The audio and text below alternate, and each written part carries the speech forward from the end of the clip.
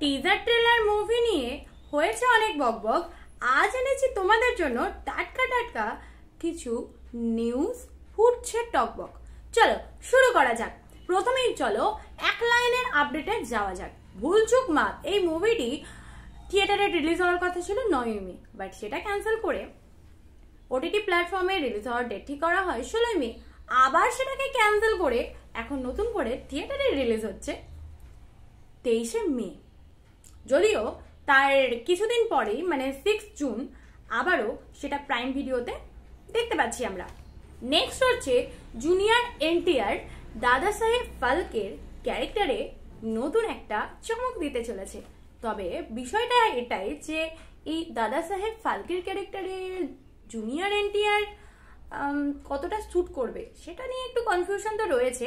Plus এটাও বলতে হচ্ছে যে জুনিয়র এনটিআর এর কাছে এরকম একটা রোল প্লে করাটা যথেষ্ট চ্যালেঞ্জিং। নেক্সট হচ্ছে তা অজয় দেবগন এবং ওনার ছেলে ইয়ুক দেবগন হিন্দি ভয়েস দিতে চলেছেন ক্যারাটে কিডস লেজেন্ডে, যেটা 30 মে রিলিজ করছে। জ্যাকি চান এবং বিন ওয়াংসের হয়ে করতে চলেছেন। নেক্সট হচ্ছে কিংডম মুভিটা মে মাসে রিলিজ হওয়ার কথা ছিল, কিন্তু এই কারেন্ট সিচুয়েশন কি চলছে তোমরা সবাই জানো, সেটার জন্য পোস্টপোন করা হয়েছে এবং ডেট ফাইনাল করা হয় রিলিজের 4 জুলাই 2025। এবার চলে আসি কিছু গরম গরম খবরে। শাহরুখ খান যেখানে সেখানে একটু চর্চা হবে না তা বললে কি হয়? তো আমাদের সকলের প্রিয় কিং খানের আপকামিং মুভি আসছে কিং, যেখানে কাস্ট কারা কারা থাকতে চলেছে সেই সম্পর্কেও জানা গেছে। অনিল কাপুর যুক্ত হয়েছেন রিসেন্ট কিং মুভির সাথে, এছাড়াও জ্যাকি শ্রভ নাকি যুক্ত হয়েছেন। রিসেন্ট মুম্বাইয়ে এই মুভির শুটিং স্টার্ট হতে চলেছে। তাছাড়া সচিন জিগারের মিউজিক থাকছে, আর সাথে ব্যাকগ্রাউন্ড স্কোরে অনবোর্ড করা হয়েছে অনিরুদ্ধকে। তাছাড়া এখন যা দেশের সিচুয়েশন চলছে সেটার উপর বেস করে শুধুমাত্র মানুষের জীবনে এফেক্ট পড়েছে এমনটা না, গোটা মুভি ওয়ার্ল্ডের ওপরেও কিন্তু এফেক্ট পড়েছে।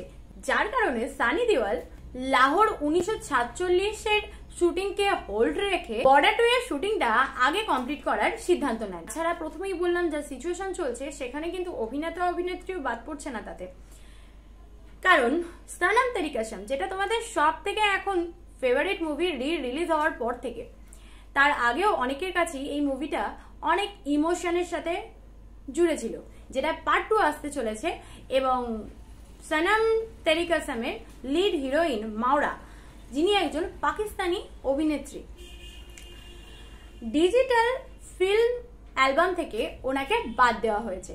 যদিও এর কারণ শুধুমাত্র এই সিচুয়েশন না, তিনি নিজেও ভারত সম্পর্কে অনেক রকমের কটূক্তি করেছেন, যেটা একটা লম্বা চওড়া পোস্ট আছে।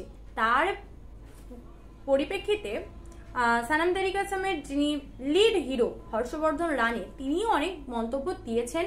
তার পরিপ্রেক্ষিতে আবারও কথা হয়েছে, কিন্তু এই কথোপকথন যদি আমি এইখানে আনতে চাই তাহলে ভিডিওটা অনেক লং হয়ে যাবে। যাই হোক, তোমরা তো জানোই প্রভাসের নেক্সট মুভি স্পিরিটে দীপিকা পাডুকোনকে আমরা দেখতে চলেছি।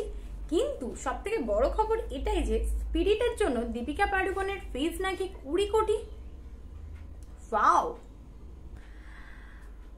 এর পরের আপডেট হচ্ছে আমির খানের সিতারে জামিন পার ট্রেলার তো চলে এসেছে, তোমরা দেখে নিয়েছো। তারপরেও একটা নতুন খবর সামনে এসেছে যে রাজকুমার হিরানির সাথে আমির খান কোলাবোরেশন করতে চলেছেন আবারও একটা। যদিও দুজনের কোলাবোরেশনে অনেক ভালো ভালো মুভি আমরা গিফট হিসেবে পেয়েছি, যেমন পিকে, 3 ইডিয়টস, তাহলে নেক্সট যেটা আসতে চলেছে সেটাতে কতটা ধামাকা আনতে চলেছে কিছুটা আন্দাজ আমরা করতেই পারছি। তবে মুভি সম্বন্ধে আপাতত তেমন কিছু জানা যায়নি। শুধু এটুকুই বলবো যে যে মুভিটা আসতে চলেছে বা কোলাবোরেশনের যে উপহারটা আমরা পেতে চলেছি সেটাই কমেডি, একটা মশলা মিক্স তো থাকছেই।